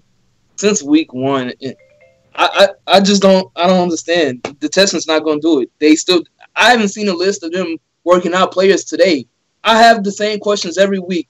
Who the Texans gonna bring in to work out to fill in the void at the tackle position? Who the Texans gonna bring in to work out to fill the void at the corner position? We seen Aaron Colvin go down with an injury. Who you gonna replace? Sharice Wright. The dude got burned every single play. What if Davenport go down? Who you gonna put? Kendall Lamb? That ain't any better. I seen Pat Stat do some shit on Twitter, bro, when he was trying to take up for Sharice White. This is 2 weeks in a row he's taking up for players who have not performed well. Like the fact he was like, yeah, after such and such, like, yeah, he got burnt on paper. He got burnt multiple times. It was just that his quarterback did not look his way. If they would have looked his way with how he was getting coverage, bro, like he was getting burned like right off of the line, like head fakes and little simple shit, like feints and shit like that. I'm like, bro, you should not be falling for shit like this in no fucking NFL. Like, it was like way too easy. Just a quick little head movement was getting him completely off of his rocker. Oh, good, JJ. I appreciate the call. It's my fault. But like I said, I appreciate the call. It was a good thought. But man, yeah, I agree with you on the Sharice Wright because it was one play. Yeah, if Eli would have been peeping, I want to say it was Shepard that did him dirty on a little half-ass. It wasn't even really a double move. It was just a little half-ass. Like it was. And then he was just in the end zone cooling, picked up a magazine, was reading and shit. You know, he got the new source, was trying to find out who the new freshman XXL or whatever was going on. He was just cooling on that nigga. Like, and Eli just didn't happen to see it, fortunately. But my thing was like, why was this guy getting so much PT? I mean, I almost would have been more comfortable. I know how we said, let's keep Kareem at safety. It's not moving back to corner, but I'm just confused as to what's going on with some of these decisions that are being made, man. Like, I'd rather see the young Reed get more PT. I know that the Texans have this thing, and I don't know if it's an old Patriots way deal or old, what that is about the rookies that they just refuse to have full confidence in these guys. When obviously they're showing up that they want to play harder than the veterans do. Hey, get these guys a chance to shine. Like, Texas never have anybody. Well, other than who was that? Was it Cushing? And we ain't gonna get in that whole conversation. But we ain't gonna never have nobody in consideration for fucking rookie of the year. We got a goddamn rookies that shot to fucking play, man. But again, that definitely wasn't in the BOB regime. So there's that. It's sad we put a guy like that, Sharice, right out on the field. When we have a undrafted free agent rookie, Andre Chasteret, that showed a little bit of potential in preseason and training camp when he had the opportunities to step up. And this guy's not getting a shot right now. You'd rather see a player like that getting beat and growing and developing in his defense and having the opportunity to grow as a player than seeing an old veteran that the Texans just trying to be cheap like they always are and putting trash out there on the field. They putting out trash on the field. They literally taking y'all money, balling it up, burning that shit, and saying, all right, we don't give a fuck. We just going to put out whoever the fuck we want to put on the field because we don't care about winning in this organization. And that's what it tells me because every single time we picking up a guy that nobody has ever seen film on. Every single time. Have y'all ever heard of Sharice Wright before? I never heard of this guy. When he came in the game yesterday, I didn't even know who he was. I know who he was I knew him from when he played in Minnesota.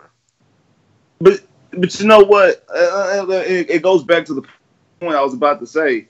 Like, if Bill O'Brien has to feel like a fucking idiot when he goes back and watches this film, especially watching it from the defensive standpoint, because the Giants did exactly what they need to do to get Shepard and to get Odell open, to get mismatches, get Odell covered on coverage. Why you can't do that to Hopkins? Why you can't do that to Phillip? Why you can't decide and scheme mismatches? Because to your point, Wise, about Kubiak, Dre used to be open all the time. Kubiak got Dre open all the time. Dre was always open.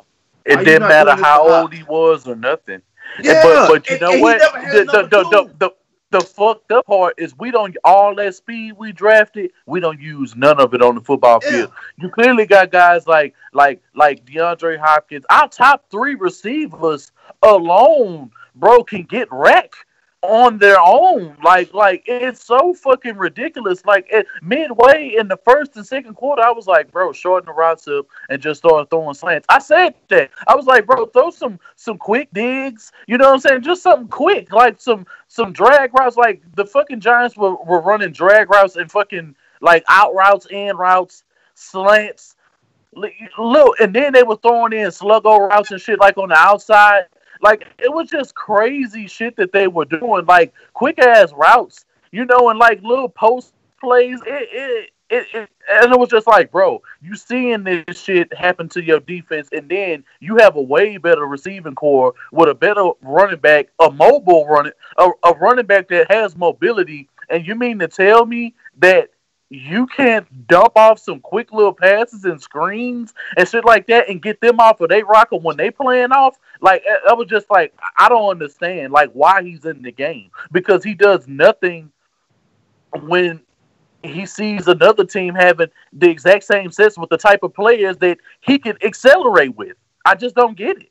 And I'd rather see Dez Bryant on this team than Vincent Smith have a roster spot on this team right now. I don't know why he's on this team. I don't. He didn't do nothing yesterday. He wasn't creating no separation. Dog, they look, you know, no dogs allowed. We'd already talked about that. You know, no dogs. You could tell that was a Brian game pick. That was a clear size. He liked his size and his speed. You know what I'm saying? And he got that fluky ass play from Joe Webb, who's not even on the roster. Like, this is fucking corny ass. But speaking of speed, speaking of speed, especially with the injury to Bruce Ellington, Kiki better have his ass on the field. I know y'all give me grief, fan, but Kiki better have his ass on the field Sunday, because this shit's getting ridiculous. I told y'all he wasn't gonna make no early impact when he made it to the team. I told boys. I told he from Tech. What you expect? I actually agree. Hey. That's receiving you. He from Texas Tech. Don't play. I've been saying, bro. Last night. I know we all heard some good things, but bro, ain't none of us saw shit. We saw what Fuller was doing. You saw a couple of clips early on, but it didn't really count because it wasn't around training camp time, you know, what shit was happening on a consistent basis, where you saw Bruce Ellington mixing boys up out here. You know what I'm saying? You saw the tight ends gloving on dudes and doing this and doing that. I mean, I heard about what Kiki did. I didn't see a goddamn thing. You know what I'm saying? I really think that Kiki, for some reason, whatever the case may be, I don't know, he missed meetings or whatever, but I think that he in the doghouse for some reason with Bill O'Brien. I think that's why Bill O'Brien's not activating him. Because he's not. I mean, that wouldn't be crazy with another 3rd round, 4th round receiver. I wouldn't be surprised. Yeah. It would be like the 3rd one in a row if this happens. Yeah, and you're going to misutilize and it just don't make no sense, bro. Yeah. You know, he got to prove he's the man. He got to prove he's the boss. Like that's really what it is. He got to prove who he is. Okay, we got a text right here that says, should we try Fuller at punt returner every now and then to try and get a spark? I'm gonna be honest. I'm cool with. I'm cool with what Irvin's doing. I'm not gonna risk Fuller's situation. Irvin, he's showing that he will have the potential. I think he'll eventually pop one this season. I'm not gonna say it's gonna be multiple. I think he'll pop one this season though. I'm not gonna lie. I'm comfortable with Fuller as a punt returner. Every time he's returned a kick for us, it's always been for some 50-yard or some 50, 60-yard game. Like in the Kansas City game, he gets one. The Kansas City game we played last year, he gets one. If it wasn't for the dude grabbing his fucking face mask, he take that straight to the crib. Straight to the crib, no problem. So I'm comfortable in him, and we've seen how he's returned the ball against the fucking Titans and shit like that. Like, we need every edge we can possibly have against every team that we play on a week in, week out basis. Do the double return. When you have two guys out there returning, whoever gets the ball, they go.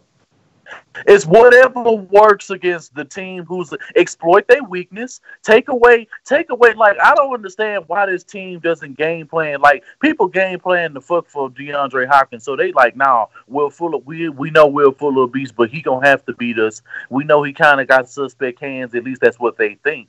And then they see him go up and make plays like that. And then when you have to test your other options early so you can show, man, hey, we need to take off on this double coverage, bro. They killing us over here. Like, some teams gonna fucking chance that shit, and no matter what, they're gonna double him the whole game. Just go to your other options. He does nothing to get his other options involved if your first option is taken away. You have no backup plan whatsoever, and that's evident because you don't do anything in game to negate what the fuck we're talking about right now. And it's clear. And this man, if I see that screen pass one more time, we're gonna see it again, bro. I guarantee you we're gonna do it. I guarantee you we're gonna do it, Wise. I guarantee you we're gonna do it. I guarantee you we do it. It's gonna happen until they get another Seattle situation out of it. Then they might kill it after that. But you gonna see it. You gonna see it. They hoping for that. They're not even throwing it to the right person. They're not even throwing the screen to the right person. They need to throw it to Will Fuller. And I'm not gonna lie right now. Will Fuller damn near in 2 weeks has more receptions and yards than DeAndre Hopkins. I think if I go back and go look at it, I can almost say his numbers are better. Hopkins will end up having a better average per attempt, in terms of, per catch. But I can almost guarantee you, statistically, he's outdoing DeAndre Hopkins. Man, this last game, Fuller had 6 more yards per catch. You talking about he had 101 on, but he had averaging 20 yards a catch this last game. It's full. I mean, Hopkins only had 14. Hopkins got 60 more yards. Hopkins had like 18 the game before, so that's what's going to end up helping. I mean, I'm pretty sure it probably dipped down some because I didn't look at the box score when the game was over in terms of the yards and stuff like that. I was too pissed off. Yeah, over the season, Hop only had 60 more yards than Fuller over the complete season, but Fuller has 2 touchdowns. Hop only has 1. That's right. See, let's do something here, man. Let's try to. We done cleaned up the dirt, the dust, the trash behind us, man. Let's take a quick look into the future, man, and we ain't gonna get deep dive into it. We just gonna take a reasonable assumption, man. I want to know before we get out of here. We'll start with Hector. And we'll work our way to the right, man. If you had to make a quick assumption on the Indy game, we're going up to Indy, actually, aren't we? Yeah, that's gonna be fun. Hector, your thoughts, man? If you were having to give a quick take on what's going to happen with the Texans and the Indianapolis Colts, doesn't necessarily have to be a prediction, doesn't have to be anything like that, but just a quick take on what you believe happens against the Colts in this next match. Another rough first half for the Texans offense. That's not what I want to hear. I want you to tell me something that made me joy. Something positive. Something positive. I'm just fucking with you. I want to know how you really feel. We ain't got to sugarcoat it. We're gonna call it like it is, man. Because it seems the more that we sugarcoat it, the more we end up biting something sour, man. I mean, there's a trend right now, and it's them playing terrible in the first half, and then playing catch up in the second half. Yeah, it's not good. Wise, man, if you had to give a quick assumption, a quick summary of your thoughts of what's going to happen here or in the next game against Indy, up in Indy, what would you say?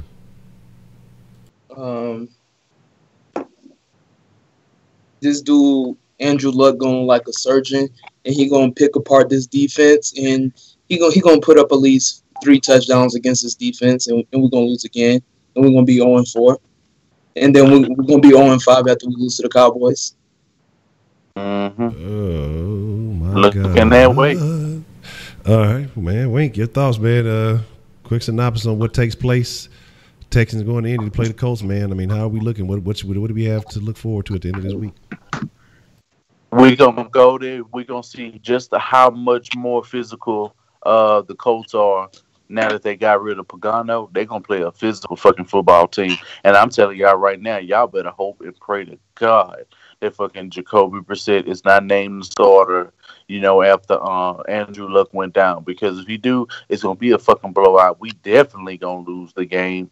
And watch a guy like Marlon Mack, or Naeem Hines or somebody like that is going to end up getting involved in this fucking game.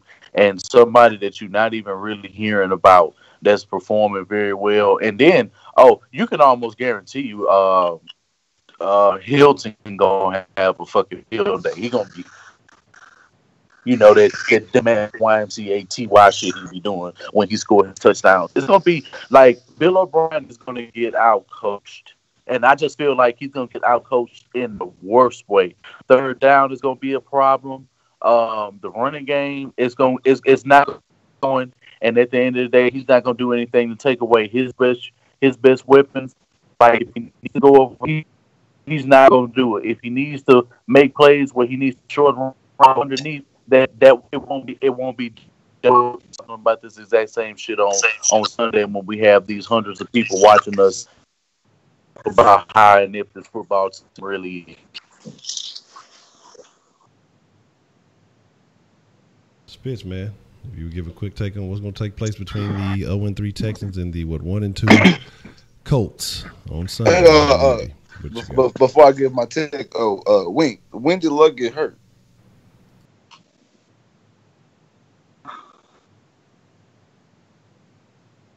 Wink, you hear me? Yeah, what you say? I said, when did Luck get hurt? I think he did. I think.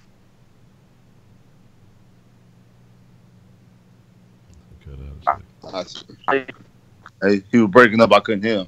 But yeah, man, y'all all sound like some negative nannies out there. Like y'all just man, shit.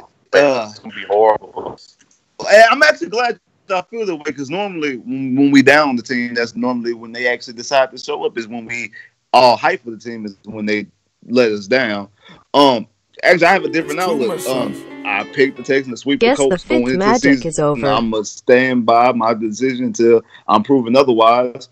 I think that Luck, like I said, I think Luck is gonna play, and I just think that his arm is dead because, like I say, over the games, his average per attempt has gone down worse and worse and worse. I'm not saying that they're gonna have a pass rush, but I just don't think he can push the ball up and down the field. Yeah, they were physical against Philly. But I think they gave it all they had.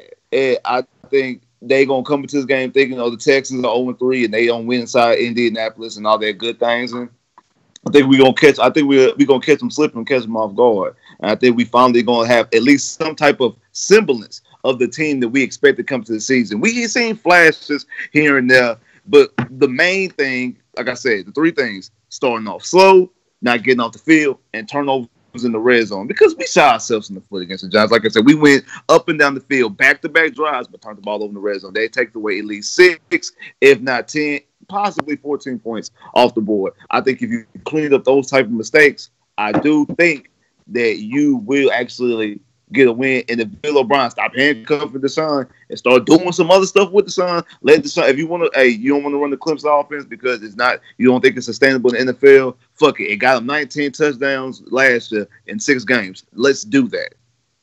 He needs to hit the line. Like George Bush said, fool me once. I ain't going for that shit again. Straight up, man. I can't trust this team. I can't trust this team playing Indy, especially after Indy has had our number no matter what. Like Jacoby Brissett, Andrew Luck or not, it don't matter who they put in at quarterback. It don't matter who the fucking coach is. It just don't matter. The fact that they got them little fucking whatever horseshoes and shit on their jersey, and you got dudes like T.Y. Hilton in the game, Now, if T.Y. Hilton wasn't in this game, I would feel totally different because the corners could feel extremely confident. But outside of that, the fact that this man is going to be in the game, I just don't trust. Who get T.Y. the ball? Man, it don't matter. Whoever's their quarterback, it don't even matter. Look, to answer the Andrew Luck and Brissett thing, they pulled in Brissett to throw a Hail Mary pass. That was it. It wasn't for any injury or anything like that. It was just because Andrew Luck doesn't have the arm for it. He can't throw, and that's why I don't think so. T.Y. to me, T.Y. will be irrelevant because you can't push the ball downfield. I mean, he's been getting the ball to T.Y., bro. But against the Texans, I guarantee you he's going to be able to do it. He don't have the arm to get it there. He might have against the Texans. He might have him. I mean, in the Redskins game, I saw him launch a ball to what's it called in the end zone. I mean, unless my eyes deceive me, and I don't have glaucoma, I'm only 32, bro. Like I know, so why they put Jacoby in? I mean, pretty much what Hector just said. I mean, it was probably just the heat, to take some of that steam off of his arm. But yet still, he'll be ready enough when it comes to the Houston Texans. That's a divisional game. He got to show out in that game. He has to. We have Deshaun Watson. I cannot. We went up to Indy with Osweiler and won with Brock Osweiler. Bro, that team was actually tough. That team you talking about was actually tough. The team ain't tough, bro. Brandon Weeden beat the Colts. I mean, that's Mr. Interception tells the story himself. When we do win, it's always a strong-ass quarterback. Here's my deal. Just saying. I look at it like this, man. Eventually, something has to happen. I'm gonna say something reluctantly, and that is, we saw some things take place this weekend. It's some teams that shouldn't have gotten victories that did get victories. Eventually, something has to fall in our favor. And I think that Spitz was kind of right, talking about looking at us being 0-3, looking at us being trash, and kind of overlooking us. I think that old Colts mindset may fall back into place. Just look at all these motherfuckers garbage. They lost to the Titans. They lost to the Pats. That's the only the victory that the Pats have. I feel like the players who actually want to win, and you got guys on offense who do want to do that in Watson, in Fuller, in Hopkins, definitely. I think eventually they start taking some matters into their own hands. They start making something happen. Watson realizes what he's working with or what's working against him as far as his O-line. And that's the only thing that I could see really being a limiting factor is the penalties that this O-line gets. I don't think that he's going to really be too heavily relying on them protecting him. And I think he's going to go out there and make it do what Watson does. We saw him run a little bit more this game than he has. The majority of the year he was the leading rusher as far as getting about 7.6 yards a run. And we saw when he kind of got that run, he was that smile was on his face. And so I think that kind of lets me know that he feels a little bit more confident in, how he felt running. That's what that tells me. He was smiling about it. I think that we started to see a better Watson this year.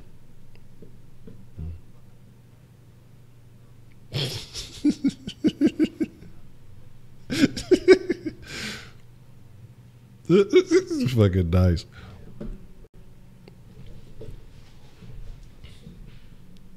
Like, I don't, what the fuck you got going on in your room, bro? Is this paranormal activity like 17 or something? Like, what the fuck you got going on in your room? Like, I know I'm not the only one seeing these fucking dice. I see the dice been creeping a little bit, but I ain't gonna take it with them.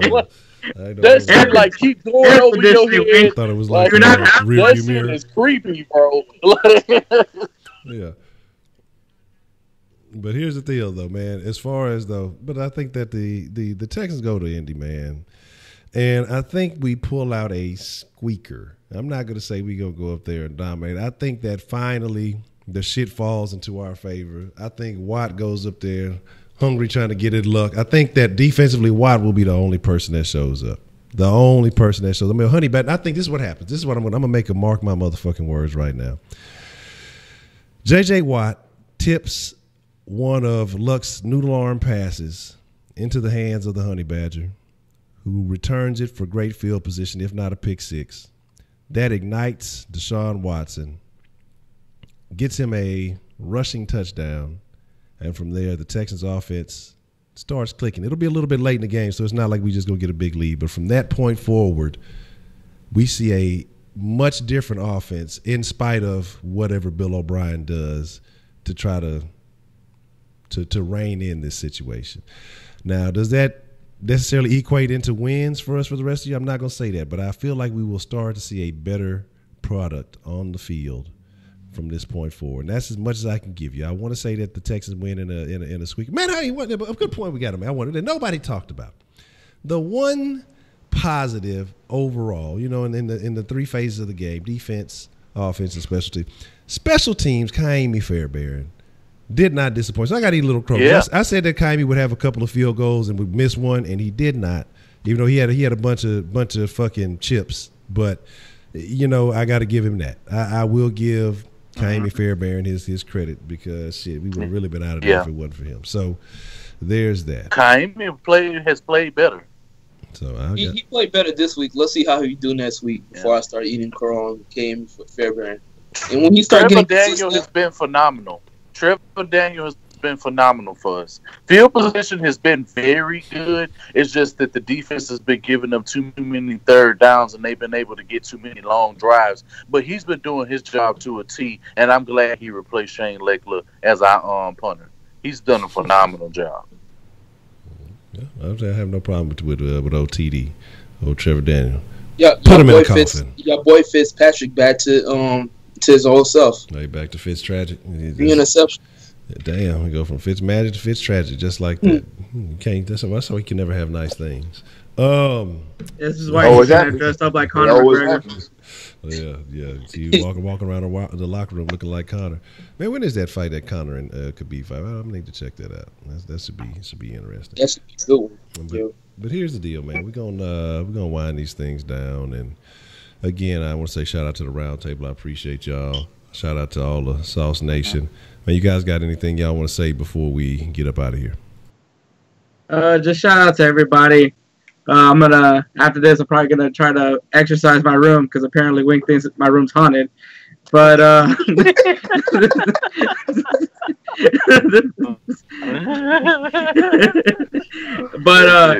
hey man, even though all that stuff that we've been saying about the Texans, we're gonna try to find some positivity into this matchup. But we'll find our fate. But hey, you know what? There's still other things going on in Houston. I mean, the Astros are in the playoffs.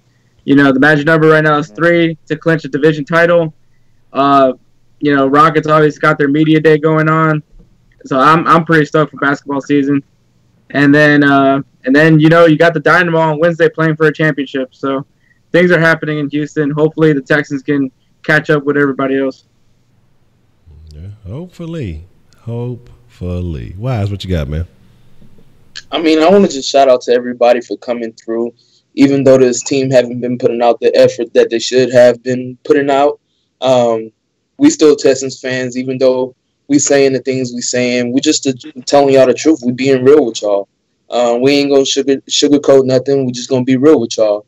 I ain't cut like that. I ain't cut to lots of people. I ain't gonna sit up here and say guys are doing great, guys is superstars and things like that when they looking like shit. So I'm going to be real with you, and if you got a problem with it, then, hey, so be it. Go ahead and keep letting the Texans fans and other guys like that lie to you, because you basically a hopeless romantic when it comes to being this Houston Texans fan. But hopefully by Wednesday I feel better, and then I can be more positive. I mean, Wednesday, Thursday, I can feel better. But I ain't picking the Texans to win this game, because if I do, then they're gonna find a way to lose the game. I feel like it's gonna be a game similar to the Titans game. It's gonna be a game like people are gonna want to pick us. You're gonna see a lot of people who are gonna say us this week, but they're gonna end up looking like fools when it's all said and done. And I just want to be ahead of the curve. And if they win, I'm gonna come on here. I'm gonna talk good shit. I'll crow that shit up real quick, and we're gonna get on and we're gonna talk about what they did to win, why they looked the way they did, and how they can continue to do so for the next 13 weeks. Okay, Spitz, you got anything to say to wrap it up? Appreciate y'all once again. I know I don't get on here every time y'all have one. I mean, shit. Wink knows shit how it is when you got kids. You can't do everything you want to do, but shit. I appreciate y'all. Go check out my video wrapping up the game. I'm gonna do a video about one of the bright spots that we've seen so far this season, which is Will Fuller. I got a video coming out this week, and yeah, like Tim said, hey, basketball season's coming, so y'all go out there and watch the Magic. And if all the spells, Texas Tech is ranked number 20. So I had to mute Spitz on that one. So I thank you for Spitz for joining us. I'll just go ahead and finish that. We don't want to hear the rest of that nonsense, you know. Nah, I'm gonna let you have your head. I'm gonna let you have your shine. I ain't gonna do you like that. I'm gonna let you have Hey, that's the only good football I can watch right now is Tech. I mean, we went down to Oklahoma State and did our thing. So you know, Tech be holding and shit on Ed Oliver. We ain't gonna talk about that. You know, it is what it is. It was Oklahoma or Oklahoma State? Oklahoma State. They was ranked 15, and we went up there and won. Put up 2,700 extra points on their ass, and won 41-17. Shut them out in the second half, and they was ranked 15. Yeah, Oklahoma State was balling out up to that game. I ain't going to lie. They had one of the best offenses. And we got true freshman quarterback. Come on now. I'm not even mad that TSU lost. I thought you was talking about Oklahoma at first. I was like, oh, Oklahoma almost lost to Army. You know, why I felt bad about TSU, man? Because TSU's band walked to that game. You know what I'm saying? Hey man, don't feel bad about TSU. They got like $500,000 just for losing that game. Oh, okay. Well, what was the score for this game? 70-14. Wow. Yeah, the shocking part was that TSU got 14. Yeah, that was because it was foot on the neck for a minute there. Like how aren't you just like Vontae Davis playing for the Tigers? Like I don't understand, bro. I'm retiring at halftime. Shit, it is what go to the trade to go get me an ace. They knew what they got into when they signed it's a wrap. that. You know, because I remember back in the gap, they used to talk that trash. We played job, we can get with you, boy. Stop. But here's the deal, man. I want to say thank you to each and everybody, man. Again, like I said, Sauce Nation Roundtable. Everybody in the chat, man. All the moderators been holding it down, man. Everybody who just fuck with the flavor, man. Again, tell a friend, tell your mama, tell your grandma, tell your teacher, whoever else it may be. We'll be a den at 10. I'm not quite exactly sure. I got a good idea. Someone suggested a very interesting idea to talk about, so we may talk about that. I got two other things in mind, so I haven't quite picked exactly which one, but we will have a den at 10. If you're not familiar with the den, you know, it's just unfettered conversation, opinions uncensored. Everybody's welcome to express their thoughts, except for Jay Bird. But with that being said, man, I appreciate everybody. I appreciate each and every one of y'all, man. Y'all be cool like y'all be cool. Most of all, y'all are the freshest motherfucking ingredients in the world. So y'all stay saucy, and we out.